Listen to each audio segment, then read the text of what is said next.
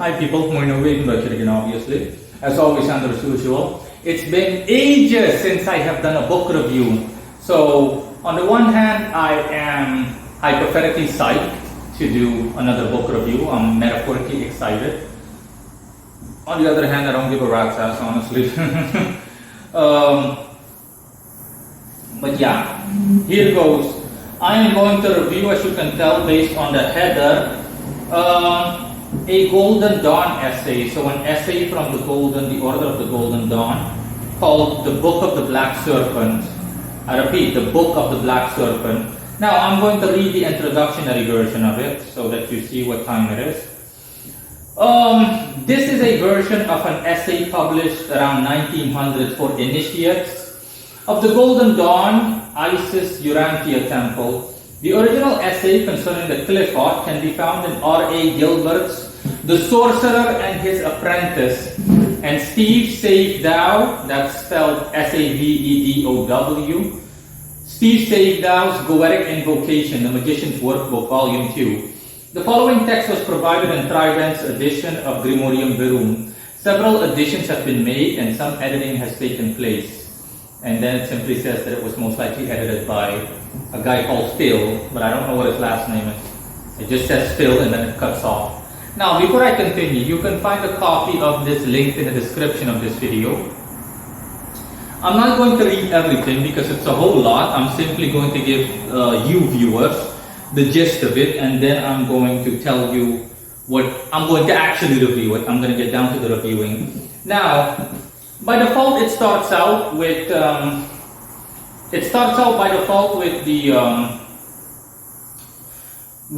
the listing of the basic stuff within classical grimoire magic, similar to the Goetia. And a lot of the spirits that are in the Goetia are also mentioned.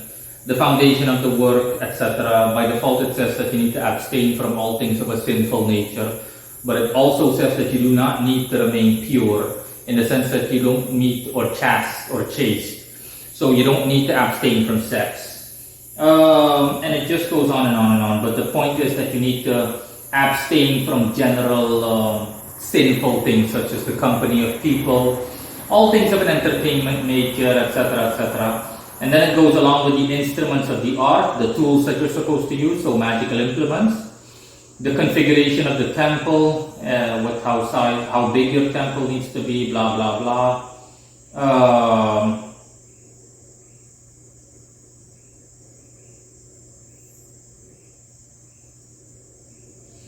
And then the magic circle with all the divine names, etc. All the implements that you're going to use. Now, this essay specifically contains working with spirits from the Clifford. And people that have no idea what the Clifford is, I'm not going to bother with that.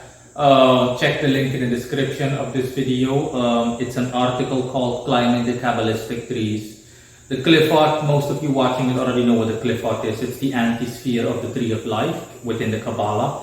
And it only contains essentially non-celestial spirits. I want to say infernal, but no, spirits that are seen as filthy. It's not the case regarding the whole infernal statement.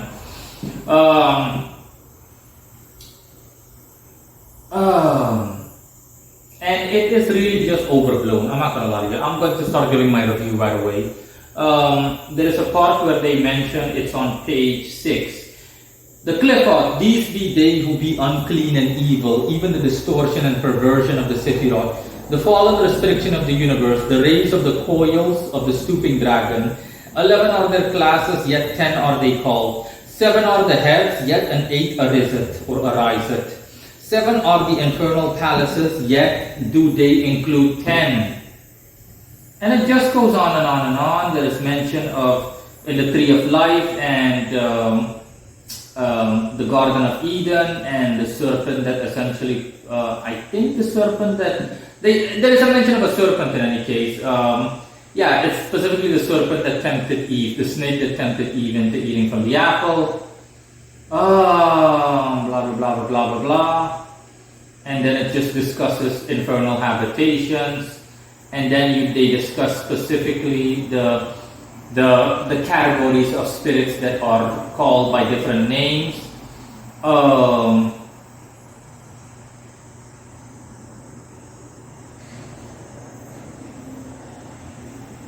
And it just goes on and on and on.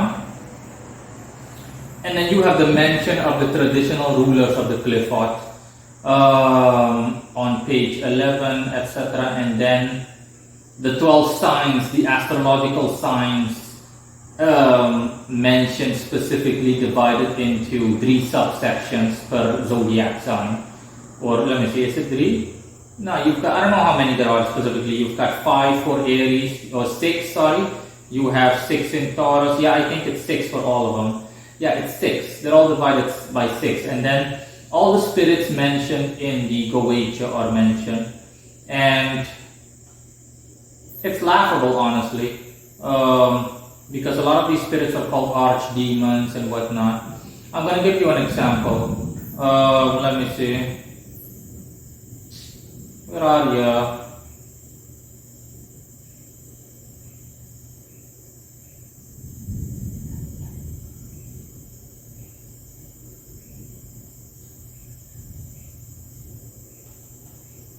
Hold on for a second.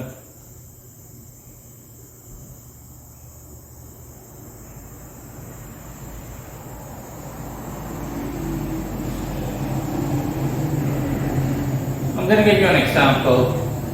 Their description of Lilith in this grimoire, this is not a grimoire, it's an essay. Lilith, a woman outwardly beautiful but inwardly corrupt and putrefying, riding upon a strange and terrible beast. Let me see. Yeah. Of the 3 evil forces behind Samael, they're referring to Samael, the anti-Severa, not Samael, my beloved Lord Samael.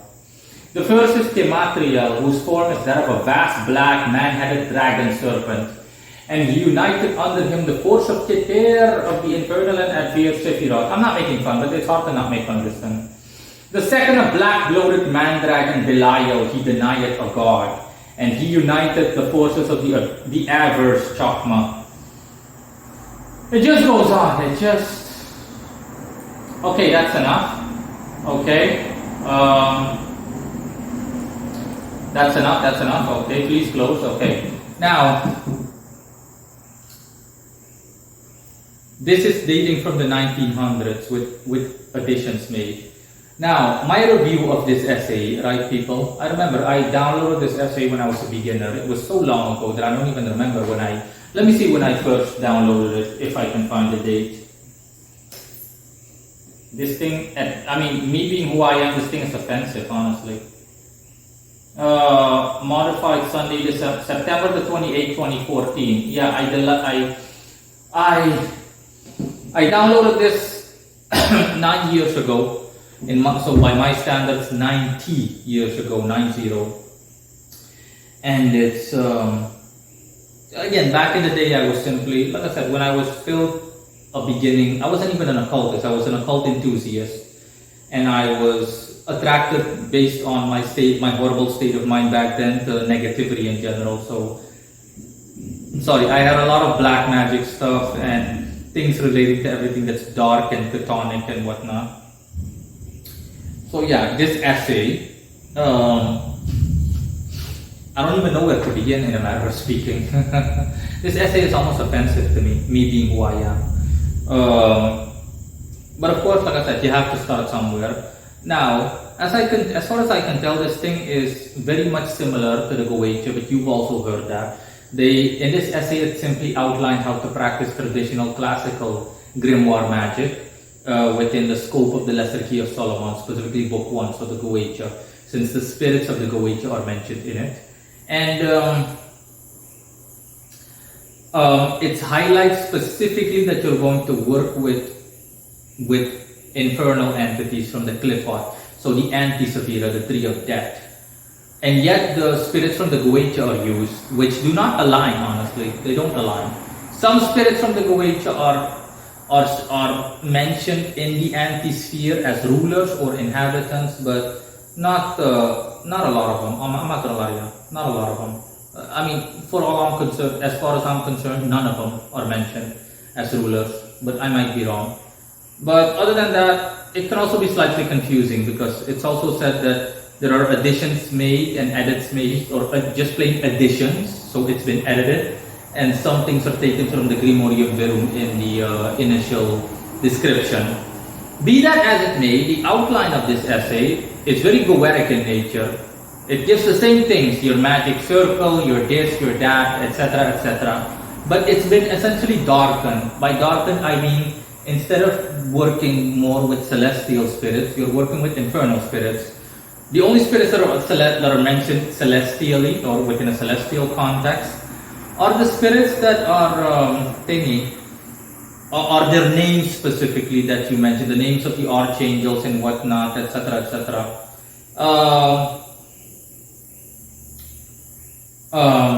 And their names are simply written for the sake or for the purposes of protection.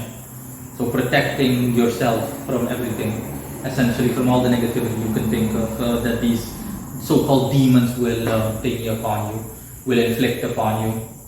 I don't want to talk a lot. So yeah, superficially speaking or metaphorically speaking, it's somewhat confusing based on what I said earlier.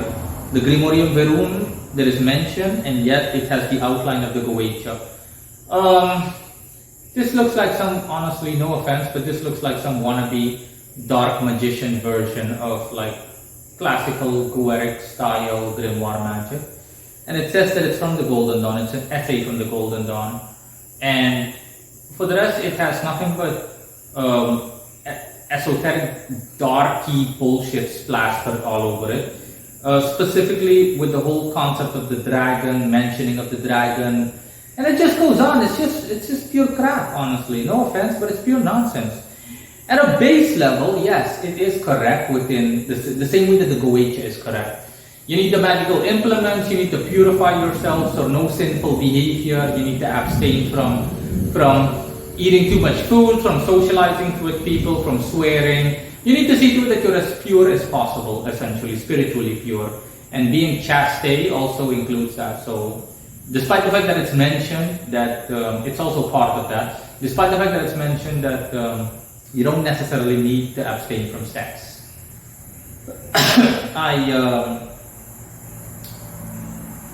Yeah, what else can I say, honestly? And for the rest, you just need the implements, the wand, etc. The basic old school stuff. Obviously, since this is from the 1900s, you need these things to serve as instruments of your own will. And then you simply summon, the same way that Goeric spirits are summoned, and all the Goeric spirits are mentioned. What makes me chuckle, honestly, it's kind of hilarious, is that Goeric spirits Goeric spirits or spirits mentioned in the Goetia, or dust spirits mentioned in the Goetia, these spirits are, a good deal of these spirits are pagan gods. Like I said, Baal, Basago, Paimon, Gramarye, these are all pagan gods that were essentially demonized, when essentially Christianity took over the lands where they were once worshipped. It just goes on, okay? And yet in this essay, they're made to come off as these horrible beasts that will devour you the second they get the chance. That's the impression that I get, by the way. It's like some kind of cheesy horror novel. And the thing they said about Belial, that was hilarious. Oh boy, about Belial, it's just unbelievable. But yeah, again, this is an edition of an original manuscript from the 1900s, so I don't blame the guys, but I don't blame anyone, but I metaphorically blame the editor for phrasing it that way. Again, let me briefly repeat what because this is like this is so funny to me. Where is it again? Where are you again? Hold on for a second, people. Give me a second. Magic and the Occult, my folder. Where was it again? Golden Dawn, Book of the Black Serpent. Yeah, the Book of the Black Serpent. What? How did they phrase Belial specifically? The second a black, bloated man-dragon Belial, he denied the god, and he united the forces of the adverse Chokmah. Chokmah is Neptune. Was Chokmah Neptune? Yeah, Chokmah is Neptune.